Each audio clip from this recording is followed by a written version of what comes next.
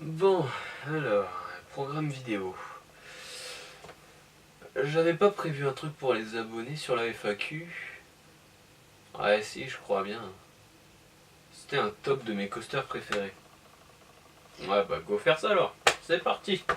Une vidéo de plus. Allez. De toute façon, c'est une promesse, donc j'ai pas le choix. Bonjour à toutes et à tous et bienvenue dans cette nouvelle vidéo, une vidéo spéciale où je vais vous parler un tout petit peu et ensuite on va passer sur le thème principal de la vidéo qui est mon top sur les roller coasters. Donc c'est parti, perdons pas plus de temps et on y va. Alors déjà, je voudrais vous remercier pour les 600 abonnés. Vous êtes maintenant plus de 600 abonnés à ma chaîne YouTube et ça me fait énormément plaisir. Alors oui, c'est vrai que les 600 abonnés, c'est fameux, pas comme cette coupe de cheveux. Oui, je me suis pas coiffé, de toute façon c'est parce qu'on est en week-end, hein, je n'ai pas pris vraiment de soin parce que voilà, je suis chez moi, hein, désolé. Bon, même si certaines personnes la trouvent stylée cette coupe là, voilà, c'est la coupe de je mets les mains dans les cheveux et puis basta, j'y touche plus.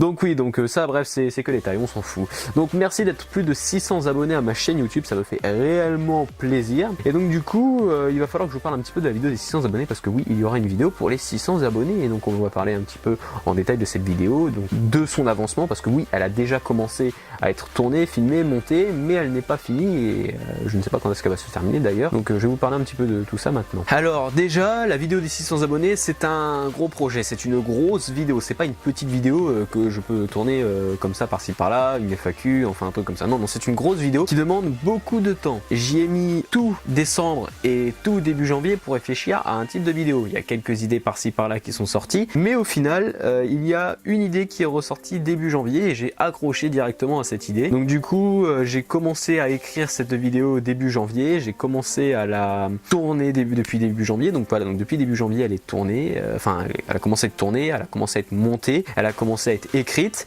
et donc du coup actuellement à l'heure actuelle, donc début février 2018, nous sommes déjà à 50% de la vidéo faite. Oui, il y a déjà 50% de la vidéo montée, tournée, écrite, donc il reste encore 50% et ces 50 autres pourcents vont prendre un petit peu plus de temps. Il faut bien que je sache comment l'écrire et justement comment la tourner et savoir aussi comment la monter parce que ça va être très difficile car c'est une vidéo qui est quand même assez spéciale et qui demande un gros temps et surtout que c'est un gros montage. Voilà, j'espère vous sortir en tout cas très vite, hein, cette vidéo, j'espère vous la sortir vraiment très vite parce qu'elle me plaît vachement, j'aimerais beaucoup vous la faire montrer maintenant mais je ne peux pas parce que c'est la surprise des 600.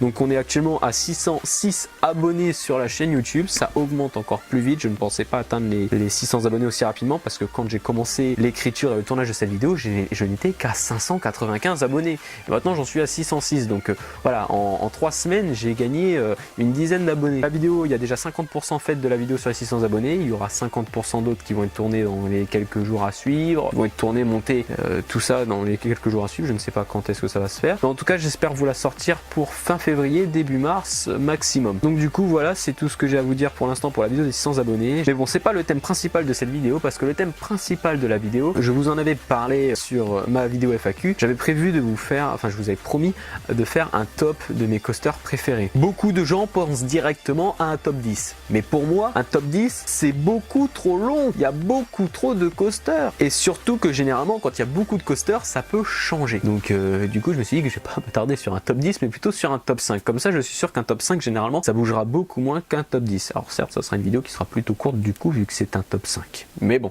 c'est pas grave, je vais vous faire maintenant mon top 5. Voici actuellement mon 5e roller coaster préféré. Alors mon 5e coaster préféré il est situé dans un petit parc en Lorraine et déjà vous savez pas quel parc c'est parce que en Lorraine il n'y en a pas 52 des parcs, hein, il y en a que un seul, non, il y en a 2 aussi, peut-être 3, je sais plus, mais bon, il n'y en a pas 52 en tout cas. On a un en particulier, c'est The Monster à Walligator. Certes, il est en 5e position malgré son intensité qui est des plus énormes, malgré sa beauté, on va pas dire vraiment que c'est une beauté, bon, après c'est tout de même un VM, du coup il est tout de même quand même beau, mais juste parce qu'il manque de la thématique, alors qu'il a un potentiel énorme en thématisation, on peut faire des passages dans des rochers, des trucs comme ça, certes on peut en faire, hein. Il y a toujours un potentiel énorme sur des roller coasters, malgré le fait qu'il n'y ait pas de thématisation, mais qu'il n'y ait que la sensation, ça casse un peu, mais il rentre quand même dans le top 5 parce que c'est son intensité justement qui le fait rentrer dans le top 5, sinon il serait même pas dans le top 5. Donc en 5e position nous avons The Monster à Walligator. En 4e on a un coaster qui n'est pas plus intense que The Monster, il est un petit peu moins intense que The Monster, je l'avoue, mais c'est un coaster qui a une thématisation que j'adore. Vraiment, il a vraiment une thématisation des plus énormes. Alors certes, c'est un coaster qui est très court, parce qu'il fait que 40 secondes, bon,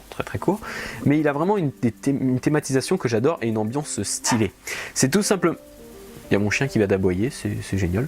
C'est tout simplement le Psyché Underground qui est à Walibi Belgium, qui a une ambiance des plus énormes, une ambiance musicale, une ambiance un peu inquiétante. Surtout son bruit de nylon qui est juste énorme et qui procure évidemment des airtime et des forces G incroyables dans ce fameux loop de je ne sais plus combien de mètres. Et c'est vraiment cette ambiance qui me fait kiffer et l'ambiance correspond bien avec le ride. On a un ride stressant, inquiétant, intense, thématisation qui est bien poussée et franchement c'est pour ça que le Psyché Underground fut mon 4e coaster préféré. Franchement ce coaster je le surkiffe. Je ne peux pas aller à Walibi sans le faire au moins dans la journée. Il faut au moins que je le fasse une fois dans la journée parce que c'est vraiment une beauté ce coaster. C'est vraiment un coaster qui est stylé. Pas se le cacher, il est vraiment stylé. 3e coaster préféré, évidemment on est toujours dans le même parc. On reste à Walibi Belgium et ce 3e coaster préféré c'est le coaster que j'ai le plus sous-estimé dans ma vie mais que quand je l'ai fait j'ai été scotché. J'ai vraiment pris une grosse claque et non pas une claque comme Goodyear X ou comme Vampire. Vraiment une grosse claque en mode mais waouh, on peut faire ça avec un coaster de type comme ça. C'est un coaster à type O. C'est un water coaster, un power splash. C'est plus précisément voilà, le power splash de McRide. Et le power splash de McRide, il n'y en a qu'un seul au monde actuellement et c'est Pulsar à Walibi Holland. La gaffe. Pas Vincent mais Walibi Belgium. Pardon, mon dieu, fatigué. Voilà, donc c'est tout simplement Pulsar à Walibi Belgium. Désolé pour la petite faute. Et vraiment, ce coaster, il est vraiment des plus énormes. Je ne pensais pas qu'un water coaster pourrait être aussi puissant en termes d'airtime et en termes de force, accélération. Vraiment, certes, c'est du LSM, mais on a un LSM, je sais même pas combien de G, mais franchement, c'est encore plus puissant que Rock'n'Roller Coaster au niveau du launch. Oui, c'est pas une blague. Bon, pour ceux qui disent Pégase, allez vous pendre, hein, parce que c'est sûr qu'il est plus puissant que Pégase. Donc voilà. Mais vraiment, ce coaster m'a scotché littéralement. Je pensais pas qu'un water coaster pouvait être aussi puissant, surtout qu'il y a une grosse vague, il mouille beaucoup, mais voilà, on a tous les termes qu'on peut avoir sur un coaster, enfin sur une attraction quoi. On a l'eau en premier temps, on a l'intensité, on a le rail en acier, on a le bateau, on a un harnais, enfin une lap bar plutôt, et on a vraiment un coaster qui regroupe toutes les sensations qu'on peut avoir sur un coaster, et tout ça en rajoutant de l'eau. Et franchement, Pulsar m'a vraiment scotché, et c'est devenu mon 3e coaster préféré, même si il est tout simple, c'est vraiment mon 3e coaster préféré. 2e coaster préféré, alors généralement au 2e il y a 2 coasters, hein. Voilà, il y a 2 coasters parce que c'est soit Osiris ou soit Bluefire. Mais on va dire Osiris est un inverted, Bluefire est un méga coaster. Je ne me souviens même plus du modèle du train. Enfin, c'était un launch coaster de toute façon. Mais en fait, Bluefire et Osiris ont pour moi le même type de sensation. Mis à part l'airline roll de Bluefire qui excède un level de intensité supérieur par rapport à Osiris. Osiris a vraiment été une grosse claque pour moi et a été tout simplement mon premier BM. Et c'est un BM dont je ne peux pas ne plus aimer. Parce que tout simplement, Osiris est le type de sensation que je recherche sur un BM inverted ou flying, hein, c'est pareil, hein, voilà, c'est la terme de sensation planant. Parce que quand on est dans un inverted, on est censé voler. C'est vrai que The Monster ne fait pas trop voler, mais Osiris remplit totalement le critère du vol, et non pas le vol dans les supermarchés. Non, c'est le vol des oiseaux, ok. Et il remplit très clairement ce type de sensation, et c'est ça qui fait que Osiris est mon 2e coaster préféré, comme Bluefire, parce que Bluefire aussi, il fait planer les gens.